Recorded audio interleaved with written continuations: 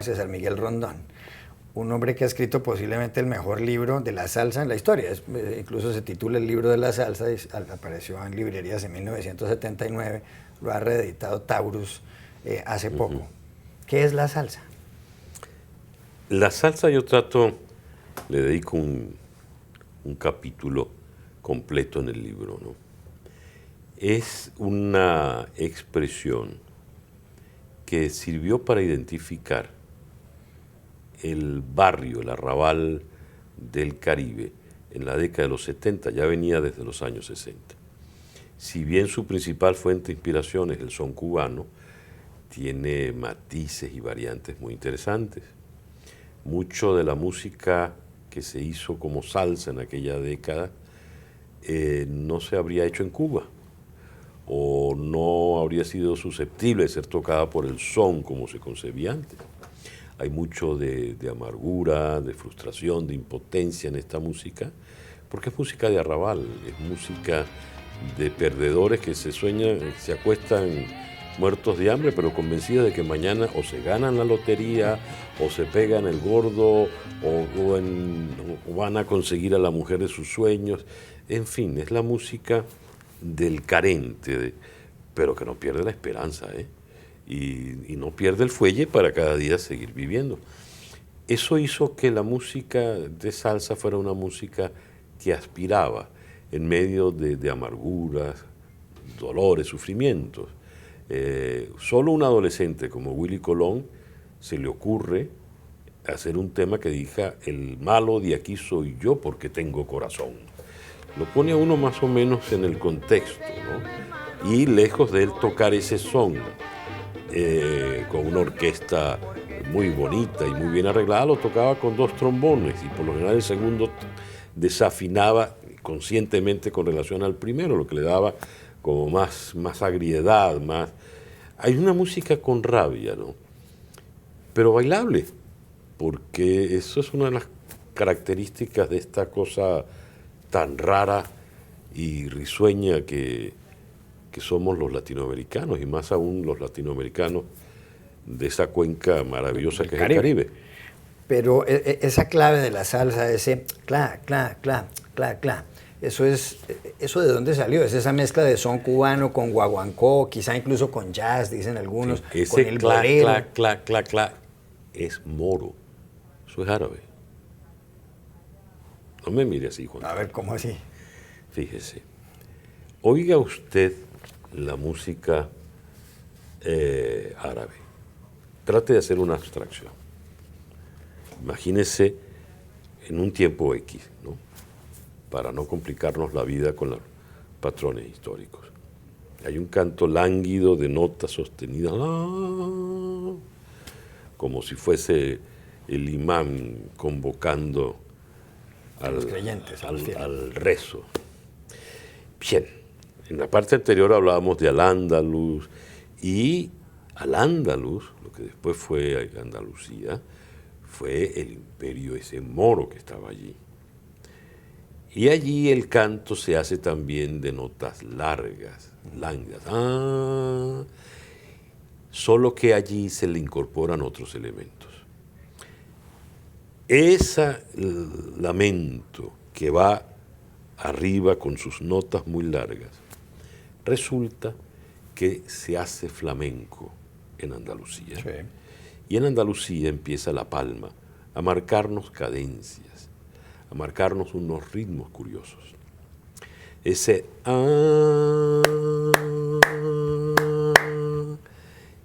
es lo que vive y cruza el océano y viene en laúds, en guitarras, en una serie de instrumentos muy curiosos, de cuerdas, que logran después una amalgama con toda la esclavitud negra que llegó a nuestras costas caribeñas.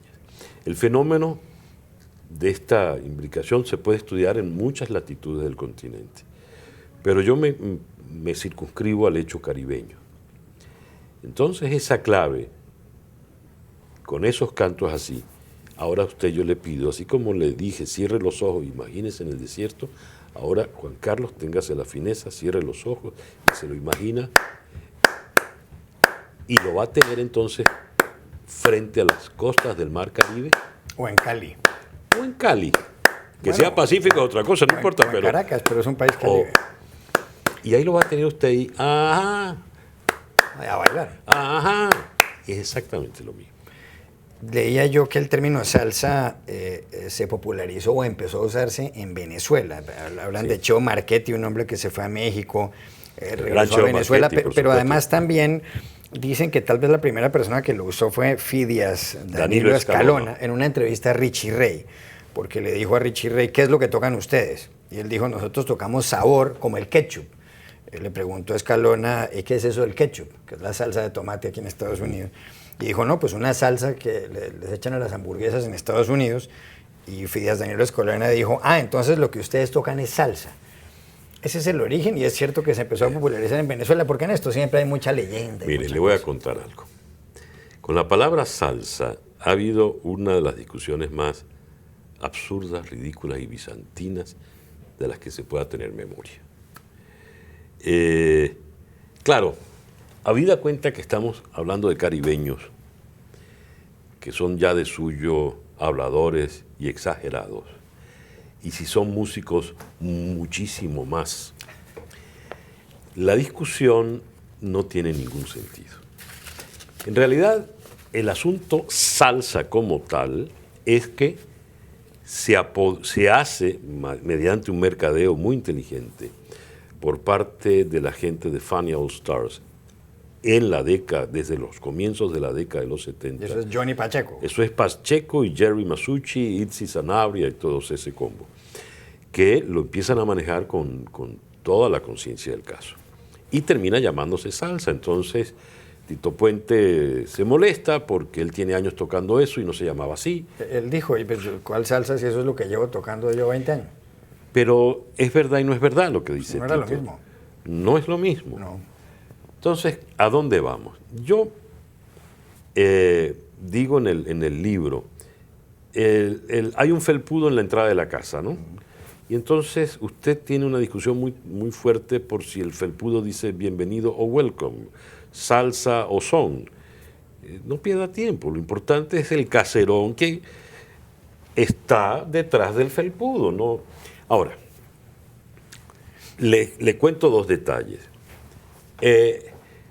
Me parece muy, muy interesante la anécdota de la entrevista de Fidias con Richie Ray. No sé si fue cierta o no, porque ya le dije lo de las exageraciones y ahora luego le voy a contar una anécdota. Que puede ser mentira también. Y si es mentira, No también vale. Fidias tenía un programa al mediodía en la radio venezolana, en la radio caraqueña, porque no era de alcance nacional, donde él ponía la música de estas orquestas incipientes que venían básicamente de Nueva York, Barreto, Palmieri, en fin.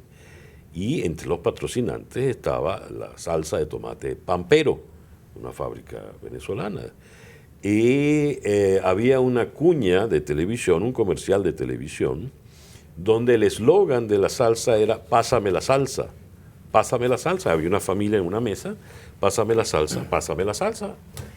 Y Fidias, sin pretender establecer nada, utilizaba pues en su argot entre música y música, pásame la salsa. Yo le doy mucho crédito a Fidias en esto, pero como le dije, estamos hablando de un felpudo, ¿ah? Sí. Oficialmente el primer disco que aparece como salsa es de Federico Betancur y su combo, Federico y su combo latino. El título del disco era Llegó la salsa. Poco después aparece un disco casi con el mismo título en Puerto Rico de los hermanos Lebrón. Entonces, la discusión ¿cuál es? ¿Cuál fue el primer disco que llegó primero? Como si esto fuese una carrera de caballos, sí, y hay que buscar al juez para ver la fotografía. A mí me parece, como le decía, bizantino todo esto. Lo cierto es que se terminó llamando salsa y sí, en Venezuela, ya desde la segunda mitad de la década de los 60, a esta música se le llamaba salsa. Quizá por razones tan superficiales y prescindibles como esta. Claro. Ahora, cuando le decía lo de las exactitudes y lo de estos personajes, hay una anécdota que se la quiero referir, Juan Carlos. ¿Cuál es? Uno de mis principales informantes en lo que yo llamo los antecedentes de la salsa, yo lo reúno en un capítulo que titulo Salsa Cero o Cero Salsa, fue don Mario Bauzá. Mario Bauzá fue un hombre fundamental de esta música, para mí el creador de eso que fue el Afro-Cuban Jazz, el hombre que presentó a Gillespie con Chano Pozo, en fin, un hombre fundamental, uno lleno cargado de historia. Mario Bauzá yo lo conozco cuando ya tiene 70 y tantos avanzados, un negrito chiquito, recordete, muy, muy cubano. Yo le pregunto, yo leo, cuando me toca la reedición que hizo Ediciones B en Colombia, yo empiezo a revisar el libro y la primera línea dice: el Palladium era un inmenso ballroom donde cabían 1000 parejas en la pista de baile. Yo había hecho ya después otras investigaciones y no cabían 1000 parejas en la pista de baile. 1000 parejas son 2000 personas bailando además. Eso requiere siempre un par de metros cuadrados. Eso era exagerado. Y yo dije, no, tengo que poner la verdad. Y iba a corregir la frase. Cuando voy a corregir la frase, me viene a la memoria el modesto apartamento en el Bronx donde vivía Mario Bauzá con su esposa Graciela, que era la hermana de Machito. Era una tarde, nos habían ofrecido un café muy cerrero, muy cargado. Y recuerdo a Bauzá, el Palladium era un ballroom donde cabían 1000 personas en la pista de baile. Y yo cuando vi eso dije, no, yo no le puedo corregir esta frase a Mario Bauzá. Esto tiene que quedar con su evidente exageración, porque necesariamente forma parte de esto. Claro. Buena parte de mis investigaciones era ver cómo yo podaba, así como el que empieza a podar el césped, cómo yo podaba la exageración de Chocolate Armenteros versus a lo que había dicho un pianista colombiano como José Madrid. En fin. Claro. Dos preguntas tremendas. La primera, ¿cuáles habrán sido, hombres y mujeres, los mejores cantantes de salsa? ¿Podría uno decir, yo sé que esto es una locura, pero podría ser Celia Cruz y Héctor Lavoe? Celia o puede ser incluso, yo soy Grupo Nietzsche, o será Charly Cardona, por ejemplo. Eso, muy bien, se ha apuntado usted muy bien. Mire, Celia Cruz no es salsa. Celia Cruz, ella es una galaxia aparte. Sí, bueno, es que eso es su majestad Celia Cruz. Pero, Celia era una cosa única. Y de ella podremos hablar, 200 programas. Celia era una reina, una luz única, mucho antes del boom de la salsa, mucho antes de los estallidos del mambo y el mambo jazz. La salsa se aprovechó mucho de ella, el boom de los 70. Desaparecido el boom, Celia siguió intacta y maravillosa hasta el final. Entonces, cuando hablemos de salsa, no es bueno hablar de ella. Muy bien. Porque ella está al margen. ¿Y los otros cantantes? Fíjese, allí tenemos... Héctor Lavoe. Para mí el verdadero cantante de eso que llamamos el barrio fue Héctor Lavoe. Claro. A mí no me cabe la menor duda. Él era en esencia el arrabal, y su historia tan trágica, él es el personaje helénico de toda esta historia. Todo fue absurdo, un hombre que murió 2 veces, un hombre que sufrió en demasía, y el anecdotario con Héctor es también inagotable. Pero le debo sugerir otro nombre. ¿Cuál es? Que viene desde mucho antes de ese Sí. boom, que es Ismael Rivera. Estupendo cantante. Entonces, yo creo en lo personal que a Héctor y a Almaelo hay que oírlos de pie. No necesariamente para bailarlo, pero hay supone como una... Es otra dimensión. Es otra cosa. Mire, nos queda 1 minuto y medio. No le puedo preguntar por orquestas porque hay muchas, pero le voy a hacer una pregunta aún más complicada de contestar a toda velocidad.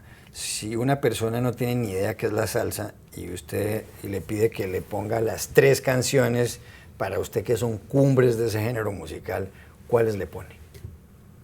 No, yo no le puedo... Yo sé que uno cambia de opinión de esta respuesta cada 15 minutos. Dentro de 1 hora usted dirá que se le olvidó. Pero en este momento, si yo aquí le digo, póngame 3 canciones de salsa, las mejores que hay, ¿cuáles me pone? No, yo lo que le voy a decir. ¿Se acuerda que le estaba contando de un pobre beduino en el desierto que estaba con un lamento? Yo me pondría a hacer la palma y le diría, Juan Carlos, ¿se atreve usted a bailar?